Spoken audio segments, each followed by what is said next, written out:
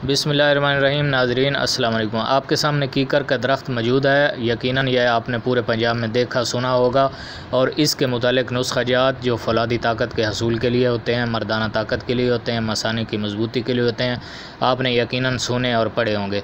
तबीबों की जान है और इसके बारे में बहुत ज़्यादा नुस्ख़ाजात शेयर किए जाते हैं जो कि आपकी नज़र से यकीनन गुज़रे होंगे। ख़ास तौर पे इसकी ये फली जिसके नुस्ख़ाजात बहुत ज़्यादा इस्तेमाल किए जाते हैं। फली ये एक फ़ौलादी क़ुव्वत वाला दरख्त है कीकर का। आज मैं आपसे इसके एक ख़ास नुस्ख़ा शेयर करने वाला हूँ। आप वीडियो पूरी देखें।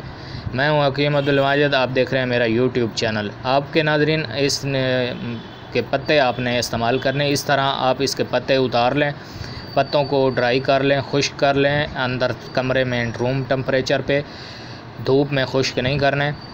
ये जब अच्छी तरह ड्राई हो जाएं तो आपने इनको बारीक पीस लेना है। बारीक पीसते हुए इसमें चीनी या कोई भी मीठा शक्कर वगैरह मिक्स कर सकते हैं।